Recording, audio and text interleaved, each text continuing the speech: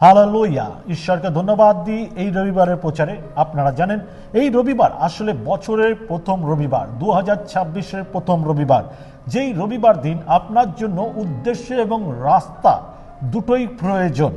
আর আমরা জানি 1 তারিখে, 31 তারিখ এবং 1 তারিখ রাত্রে আমাদের এই মণ্ডলীর যে ভিশন, ওপেন দ্য ডোর, দরজা খোলার বিষয়, সেই বিষয় নিয়ে প্রচার হয়েছে এবং সারা বছর আমরা এই বিষয় নিয়ে প্রস্তুতি এবং কার্য করব যে কিভাবে আমরা দরজা খুলব। যার জন্য এই রবিবারের প্রচারও হচ্ছে দরজা খুলুন, অন্যদের ভেতরে আসতে দিন।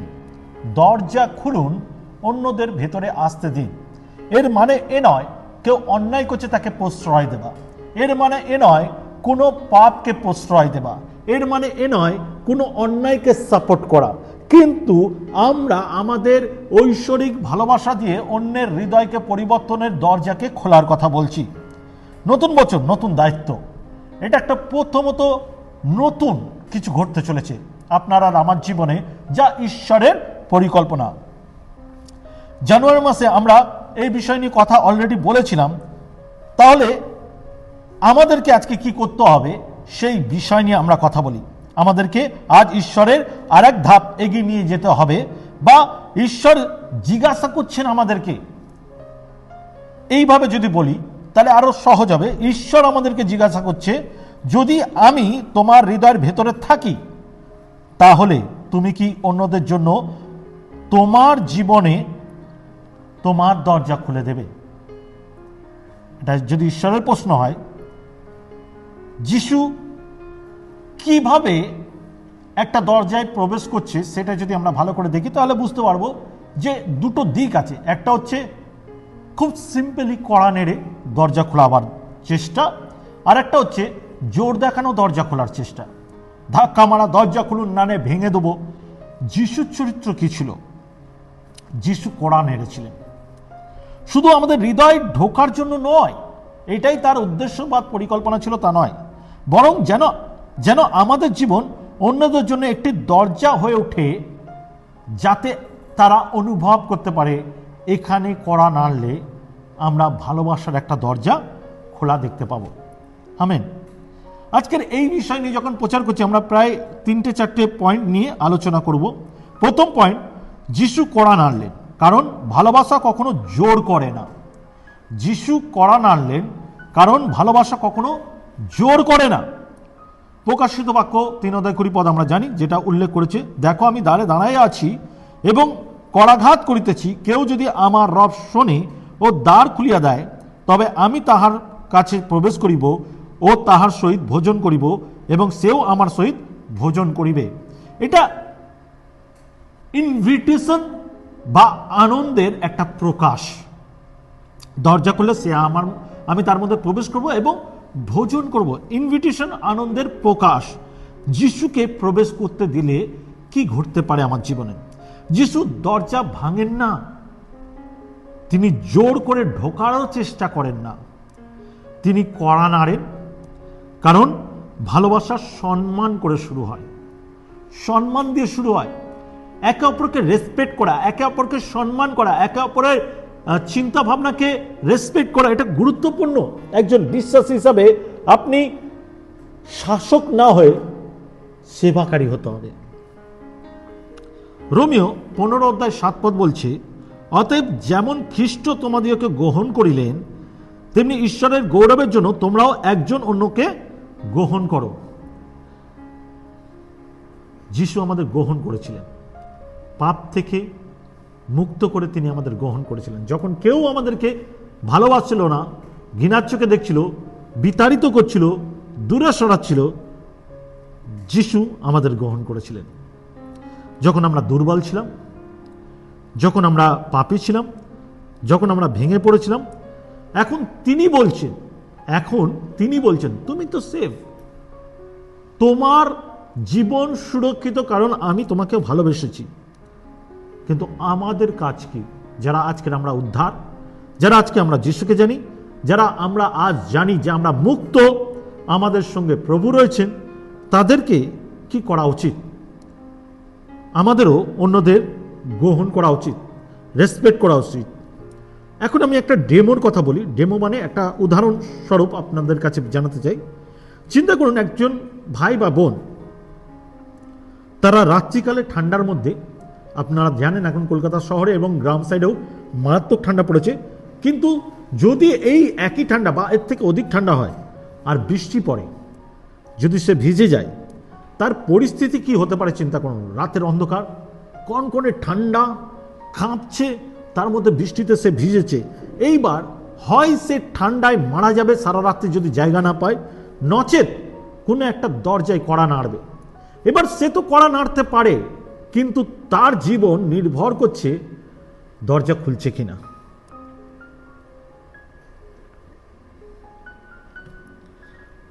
যখন কোনো জায়গা নেই, যখন কোনো থাকার জায়গা নেই, তখন একটা কড়া নাড়ার কতটা আশা নিয়ে সেখানে দাঁড়ায় সেটা চিন্তা করা দরকার।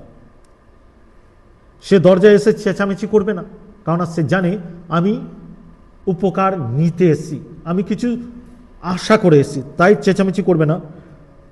দরজায় না লাথি মারবে, না সে আস্তে করে কড়া নাড়বে, আপনি ভেতরে থেকে সেই শব্দ শুনতে পাবেন, এমন জোরেই কড়া মারবে যেন অতিরিক্ত জোর না হয়। এখন আপনাকে ডিসিশন নিতে হবে তার জন্য দরজা খুলবেন কিনা। আপনি যদি দরজা খুলে দেন, সে বেঁচে যায়, কারণ সে ঠান্ডায়, কনকনে ঠান্ডায় ভিজে কাঁপছে আপনার দরজার অপেক্ষায়।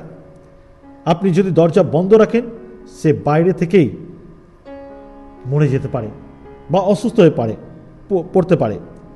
কড়া নাড়া তাকে বাঁচায় না, কিন্তু দরজা খোলা তাকে বাঁচায়। আমেন। আমি এই বিষয়টা বলছি, যিশু দরজা খোলেনি বলে যিশু মরে যাবে এই কথা বলছি না। আমি বলছি আপনি যখন কারোর জীবনের একটা এমন ব্যক্তি হয়ে দাঁড়াবেন যাকে লোকে ঘৃণা করে, দূরে সরিয়ে দেয়, তার থেকে ডিস্টেন্স মেনটেন করে, তাকে রেগুলার প্রমাণ করাবার চেষ্টা করে সে নিচু, তার কোনো যোগ্যতা নেই, তার জন্য তার আশা কতটা থাকে একটা মানুষের প্রতি একবার চিন্তা করবেন। আর যখন আমরা বিশ্বাসীরা তার জন্য দরজা খুলি, অনেক কিছু বদলে যায়। দরজা খোলা তাকে বাঁচায়। যিশু বললেন, আমি দরজার কাছে দাঁড়িয়ে কড়া নাড়ছি। কিন্তু গভীর সত্যটা হলো, আমরা যিশুর জন্য দরজা খুলে দিলে তাহলে আমরা আনন্দ করতে পারি। যখন অন্যের জন্য আমরা দরজা খুলে দিই, তখন সেও আমাদের সঙ্গে আনন্দ করতে পারে। তিনি চান আমরা বাইরে দাঁড়িয়ে থাকা মানুষের জন্য দরজা খুলে দিই। এটাই ঈশ্বরের পরিকল্পনা, আমরাও যেন অন্যকে সেবা করি। আজ অনেক মানুষ বাইরে দাঁড়িয়ে আছে যারা কোনো রকম ভালোবাসা পায় না, ভালোবাসার বাইরে, গ্রহণের বাইরে, গির্জার বাইরে, আশার বাইরে, গৃহের বাইরে। তারা প্রথমে উপদেশ চায় না, তারা চায় না কেউ এসে বলুক, আরে তুমি এই অবস্থায় কেন আছো, তোমার তো ভালো থাকা দরকার, এইটা চায় না। তারা প্রেম চায়, তারা ভালোবাসা চায়, তারা একসেপ্ট চায়, তারা চায় একটি খোলা ওয়েলকাম দরজা। আমেন। 2 নম্বর পয়েন্ট, যিশু যখন ভেতরে আসে তখন কি ঘটে? তখন আমরাও আমাদের দরজা খুলতে শুরু করি অন্যদের জন্য। যিশু আসা আমাদের অনেক কিছু বদলে দেয়। যিশু বললেন, যদি কেউ আমার কণ্ঠস্বর শুনে দরজা খোলে। যখন যিশু আমাদের হৃদয়ে আসেন, আমাদের হৃদয় নরম হয়, আমাদের হৃদয় নরম হয়, হৃদয় বড় হয়ে যায়, মানে অন্যের জন্য ওয়েলকামিং হৃদয় হয়ে যায়। হৃদয় গ্রহণ করতে শেখে, মানুষকে অবহেলা করে না, একসেপ্ট করতে শেখে। যে হৃদয় সত্য যিশুর জন্য খোলা, সে হৃদয় মানুষের জন্য বন্ধ থাকতে পারে না। কেন? যিশুই প্রেম, আর যিশু অন্যকে প্রেম শেখায়। প্রথম জন 4:20 বলছে, যদি কেউ বলে আমি ঈশ্বরকে প্রেম করি আর আপন ভ্রাতাকে ঘৃণা করে, সে মিথ্যাবাদী। যদি কেউ বলে আমি ঈশ্বরকে প্রেম করি আর আপন ভ্রাতাকে ঘৃণা করে, সে মিথ্যাবাদী। কেননা যাকে দেখিয়াছে আপনার সেই ভ্রাতাকে সে প্রেম না করে, সে তাকে দেখেই নাই। যে যিশুকে দেখিয়াছে সে যদি অন্য কাউকে প্রেম না করে, তাহলে সে যিশুকে দেখেই না। সে যাহাকে দেখে নাই, যে ঈশ্বরকে দেখে নাই, সে ঈশ্বরকে প্রেম করিতে পারে না। ওকে, ঈশ্বরের প্রেম খুব সহজ। ঈশ্বরই প্রেম। যদি বলি আমি ঈশ্বরকে জানি অথচ অন্যকে প্রেম করতে না পারি, তাহলে আমি ঈশ্বরকে প্রেমই করি না। এই বছরে ঈশ্বর জিজ্ঞাসা করছেন আপনাকে বা আমাকে, তোমার বিশ্বাস কি শুধু ঈশ্বরকে দেখে? তোমার বিশ্বাস কি শুধু ঈশ্বরের দিকে, না কি মানুষের দিকেও? 3 নম্বর আমরা পয়েন্টে দেখব, অচেনা এবং ভাঙা মানুষের জন্য দরজা খুলুন। অচেনা এবং ভাঙা মানুষের, ভাঙা হৃদয়ের মানুষের জন্য দরজা খুলুন। যিশু সবসময় তাদের জন্য দরজা খুলেছেন যাদের অন্যেরা এড়িয়ে চলেছে বা অবহেলা করেছে। ইব্রিয় তার 13 অধ্যায় 2 পদে বলছে, তোমরা অতিথি সেবা ভুলিয়ে যাইও না, কেন তদ্বারা কেহ না জানিয়া দূতগণের আতিথ্য করিয়া থাকে। এই বাক্যটা খুব গুরুত্বপূর্ণ। আমরা যখন অতিথিকে আহ্বান করি, তাকে সেবা করি, কি জানি হয়তো স্বর্গদূতেরও সেবা করি, এখানে বাইবেল তাই বলছে। অতিথি সেবা মানে শুধু বাড়িতে ডাকা নয়, এর মানে হৃদয় জায়গা দেওয়া, একটি খোলা দরজা বলে ওয়েলকাম করা।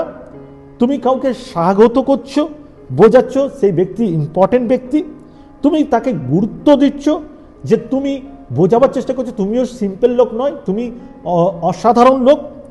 তুমি এখানে তাকে পারো আনতে, বা চার্চে মণ্ডলীতে গির্জাতে আনতে পারো, আদালতে নয়, তাকে কোনো শাসনকর্তার দিকে নয়, কিন্তু এমন জায়গা যেখানে প্রেম রয়েছে, বা এমন একটা সহভাগিতায় নিয়ে আসতে পারো যেখানে একটা ইউনিটি রয়েছে, ভালোবাসার ইউনিটি। আজ আপনার কাছে প্রথমত এই বিষয় প্রকাশ করা প্রয়োজন আছে, আপনি যিশুকে জানেন, আপনার কাছে প্রেম আছে। 4 নম্বর পয়েন্ট, মানুষের জন্য দরজা খুলে ঈশ্বর তার রাজ্যের দরজা খুলে দেন। মানুষের জন্য যখন আমরা দরজা খুলি, তখন ঈশ্বর তার রাজ্যেরও দরজা খুলে দেয়। প্রকাশিত বাক্য 3 অধ্যায় 7 থেকে 8 পদে বলছে, আর ফিলাদেলফিয়ার মণ্ডলীতে দূতকে লিখলেন, যিনি পবিত্র, যিনি সত্যময়, যিনি দাউদের চাবি ধারণ করলেন, যিনি খুলিলে কেহ রুদ্ধ করে না ও রুদ্ধ করিলে কেউ খুলে না, তিনি এই কথা কহেন, আমি জানি তোমার কার্য সকল, দেখো আমি তোমার সম্মুখে এক খোলা দ্বার রাখিলাম, তা রুদ্ধ করিতে কারোর সাধ্য নাই। কেননা তোমার কিঞ্চিৎ শক্তি আছে, আর তুমি আমার বাক্য পালন করিয়াছ, আমার নাম অস্বীকার করো নাই। এখানে বলছি, যখন আমরা অস্বীকার করি না, ঈশ্বরের বাক্য পালন করি, তখন আমাদের কাছে ঈশ্বরের অধিকার থাকে। আমরা যখন মানুষের জন্য দরজা খুলি, ঈশ্বর উদার দরজা খুলে দেয়। ওপেন মানে উদারতার দরজা খুলে দেয়। ঈশ্বর আরোগ্যের দরজা খুলে দেন, ঈশ্বর বৃদ্ধির দরজা খুলে দেন। প্রতিটি খোলা দরজা ঈশ্বরের ভালোবাসার সাক্ষ্য দেয়, বা সাক্ষ্য দিয়ে উঠে যে দেখো তোমার দরজা খোলার দরুন তুমি প্রমাণ করছো তুমি আমার সন্তান। 1 জানুয়ারিতে মানে 1 তারিখ জানুয়ারি মাসে আমরা অলরেডি এই বাক্য শুনেছি যে আমাদের চার্চের ভিশন হচ্ছে ওপেন দ্য ডোর, বা আমাদের জন্য আমরা যেন দরজা খুলি। আজ তিনি বলছেন, এখন অন্যের জীবনের দরজায় ভালোবাসা নিয়ে কড়া নাড়ো। এবার আমরা ভালোবাসাকে ক্যারি করব, অন্যের কাছে পৌঁছাবো। সে যদি না আসে আমরা তার কাছে যাব, সে যদি অবহেলিত আমি তাকে গিয়ে সেবা করব। এই বছরে দেওয়াল তুলব না, আমাদের ভাঙনের দেয়াল, আমাদের বিরোধিতার দেয়াল, আমাদের হিংসার দেয়াল, আমাদের স্ট্যাটাসের দেয়াল আমরা তুলব না। দরজা খুলব, হৃদয়ের দরজা খুলব, ঘরের দরজা খুলব, গির্জের দরজা খুলব, যেন মানুষকে ওয়েলকাম করতে পারি। আজ খ্রিস্ট ভাই বোন, আপনি যদি এই জীবনযাত্রা না করেন, আপনি নামধারী খ্রিস্টান হয়ে যাবেন। আপনি খ্রিস্টের প্রেমকে যদি প্রকাশই করতে না পারেন, আপনার জীবনে খ্রিস্টের প্রেম যদি প্রকাশ না পায়, আপনি আর একজন নামধারী খ্রিস্টানের মধ্যে কোনো পার্থক্য থাকবে না। বাইবেল বলে, এমন কাউকে সুসমাচার দাও যে বহন করে।